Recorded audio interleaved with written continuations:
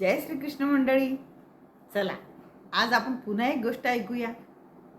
बघा, दोघं मित्र असतात, खूप मैत्री असते त्यांच्यामध्ये आणि ते सोबत प्रवास करीत असतात.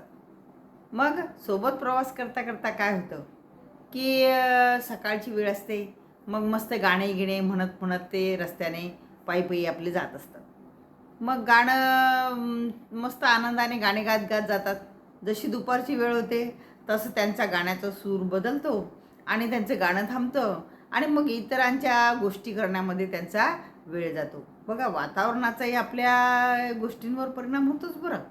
मग जसं आणखी खूप ऊन व्हायला लागते तसं ते इतर गोष्टींवर वाद त्यांचा सुरू होतो की असं व्हायला पाहिजे, ते तसं व्हायला पाहिजे.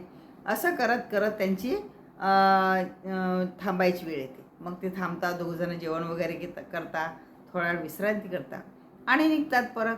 परत निघता निघता खूप खूप ऊन लागायला लागते, खूप गरमी व्हायला लागते आणि ते त्या प्रवासाने त्रासूनही जातात खूप. मग त्याच्यामध्ये असंच काय एका गोष्टीविषयी वाद निर्माण होतो आणि वाद निर्माण होतो तो इतका विकोपाला जातो की एक मित्र आपल्या दुसऱ्या मित्राला जोरदार त्याच्या कानशिला लगावून देतो. आता जसं याला मार बसतो तसा हा अतिशय दुःखी होतो मित्र. परंतु त्याला माहीत असते आपला हा जिवलग मित्र आहे, आता याने मारलं पण मग काय करावं, म्हणून तो काय करतो, शांत राहतो. आणि थोडं पुढे गेल्यावर एक वाळू असते पसरलेली, त्या वाळूवर लिहितो की आज माझ्या मित्राने मला जोरदार तापड मारली, असं लिहितो. आणि पुन्हा ते दोघं चालायला लागतात. त्यांच्यामध्ये आता गप्पा टप्पा होणं बंद झालेलं असते. दोघेही आपले चुपचाप रस्त्याने जात असतात. या मारणाऱ्यालाही वाटत असते की अरे आपण उगाच मारलं आणि मार खाणाऱ्यालाही वाटत असते की अरे जाऊ द्या, मारलं तर मारलं पण आता काय करा, आपला मित्र आहे, असं म्हणून ते जात असतात. तितक्यात काय होतं की त्या ठिकाणी एक दलदलीचं पुळण येतं. त्या ठिकाणी या समोर जो जात असतो, ज्याने मार खाल्लेला असतो तो पुढे असतो.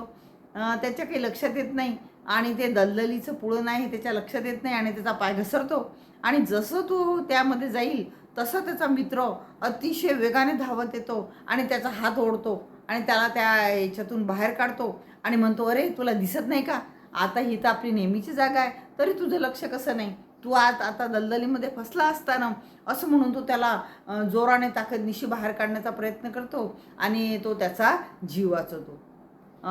त्याच्या लक्षात येतं की आपला मित्र जरी आपल्यावर रागावलेला असला तरी आपण संकट काळात असताना हा किती वेगाने धावून आला आणि याने आपले प्राण वाचवले. मग तो आणखी थोडा पुढे जातो, त्याला एक मोठा दगड दिसतो. तो आपल्या दुसरा एक दगड घेऊन त्यावर लिहितो, कोरून लिहितो की आज माझ्या मित्राने माझे प्राण वाचवले. आणि दोघे त्या ठिकाणी शांत बसतात. मग ज्याने मारलेलं असतं त्या मित्राला एकदम हे होतं. म्हणे, का रे, म्हणे, तू जेव्हा मी तुला मारलं म्हणे तेव्हा तू ते वाळूवर लिहिलं, आता वाळूवर लिहिलेलं तर केव्हा पुसूनच जाणार आहे म्हणे. मग आणि आता जेव्हा मी तुझे प्राण वाचवले तेव्हा तू मात्र इतकी मेहनत घेऊन या दगडावर लिहिलं, कोरून लिहिलं की आज माझ्या मित्राने माझे प्राण वाचवले.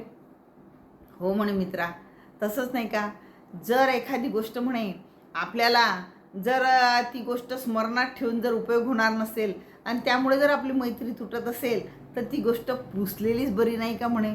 पण आज तू जे माझे प्राण वाचवले म्हणे, ही गोष्ट किती महत्त्वाची आहे म्हणे, ही गोष्ट नेहमीसाठी माझ्या लक्षात राहिली पाहिजे म्हणे.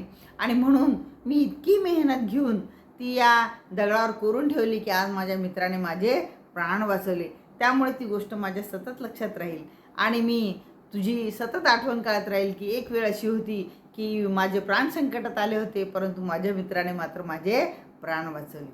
बघा, आपण काय करतो, आपल्याला खूप लोकांनी मदत केलेली असते परंतु कालांतराने काय होते, आपल्याला त्याचा विसर पडतो, आपल्या मित्रांचा विसर पडतो, आपल्याला ज्यांनी मदत केलेली आहे त्याचा विसर पडतो आणि आपण आपल्या जीवनाच्या गाडग्यामध्ये त्या गोष्टी विस्मृतीत निघून जातात.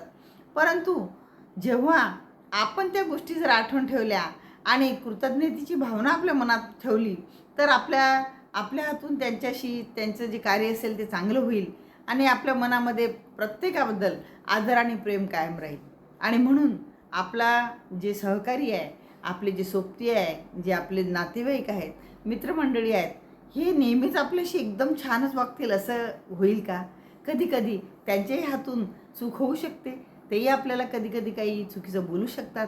आणि म्हणून तीच गोष्ट आपण लक्षात धरून जर ठेवली तर या जगामध्ये नातं शिल्लकच राहणार नाही आणि प्रेमही शिल्लक राहणार नाही. आणि म्हणून शक्य झालं तर आपण दुसऱ्यांनी केलेल्या उणा विसरण्याचा आणि त्याने केलेलं चांगलं काम आठवण्याचा जर प्रयत्न केला तर आपल्यामधील मैत्री आणखी घनदाट होईल आणि आपले मित्र आणखी आपल्यासोबत राहू शकतील. राधे राधे.